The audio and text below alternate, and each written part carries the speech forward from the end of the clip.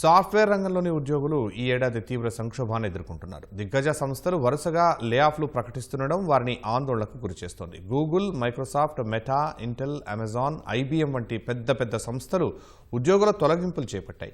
ఈ ఏడాది తొలి 6 నెలల్లోనే టెక్ సంస్థలు 1,00,000 మందికి పైగా ఉద్యోగులకు లేఆఫ్లు ఇచ్చాయి. కృత్రిమ మేధస్సు, ఆటోమేషన్ ఖర్చులు తగ్గింపులో భాగంగా టెక్ సంస్థలు తమ ఉద్యోగులను తొలగిస్తున్నాయి.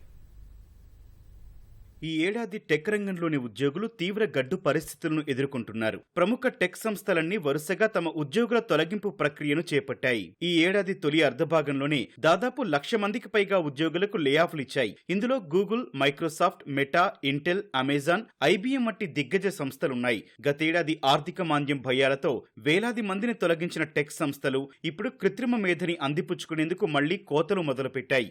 ఆర్థిక సవాళ్లు, ఏఐ సాంకేతికత, మారుతోన్న ప్రాధాన్యతల కారణంగా ఆయా సంస్థలు భారీ ఎత్తున కోతలు విధిస్తుండటంతో ఉద్యోగులను ఆందోళనకు గురి చేస్తోంది.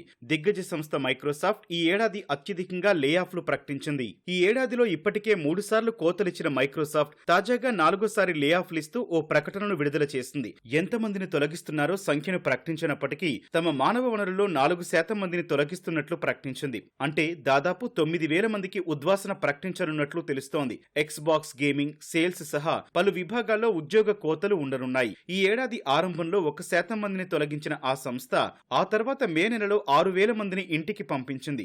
జూన్లోనూ 300 మందికి పైగా ఉద్యోగులను తీసేసింది. గతేడాది కూడా ఈ కంపెనీ దాదాపు 10,000 మందికి లేఆఫ్లు ఇచ్చింది.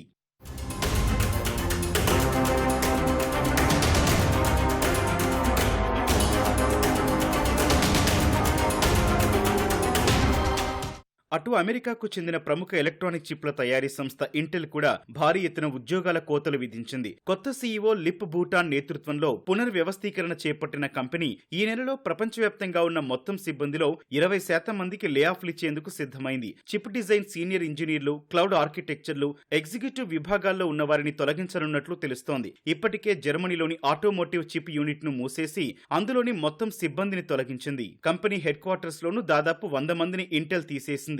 ఐబీఎం సంస్థ కూడా ఈ ఏడాదిలో ఇప్పటి వరకు దాదాపు 8,000 మందిని తొలగించినట్లు తెలుస్తోంది. ఎక్కువగా హెచ్ఆర్ విభాగంలో ఈ కోతలున్నట్లు సమాచారం. రోజువారీ సాధారణ కార్యకలాపాలను ఐబీఎం ఏఐతో భర్తీ చేస్తోంది.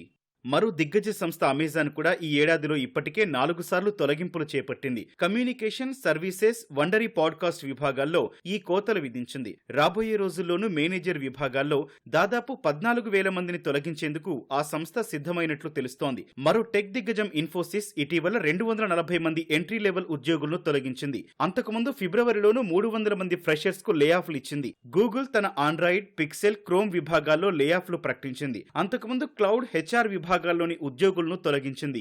మెటా కూడా ఈ ఏడాదిలో ఇప్పటి వరకు దాదాపు 3,600 మంది ఉద్యోగాలకు కోత పెట్టింది. హెచ్పీ సంస్థ కూడా తన పునర్వ్యవస్థీకరణ చర్యల్లో భాగంగా 2,000 మందిని తొలగించింది. టిక్ టాక్ తన డబ్లిన్ కార్యాలయంలో 300 మందిని ఇంటికి పంపించింది. 5 నెలల్లో 2 సార్లు కోతలు ప్రకటించిన ఓలా ఎలక్ట్రిక్ 1,000 మందికి పైగా ఉద్యోగులను తీసేసింది. సేల్స్ ఫోర్స్, బ్లూ ఆర్జిన్ వంటి సంస్థలు 1,000 మంది చొప్పున ఉద్యోగులకు లేఆఫ్లు ప్రకటించాయి. Automatic, Canva, match group, crowd strike, electronic arts వంటి సంస్థల్లోనూ తొలగింపులు కొనసాగుతున్నాయి.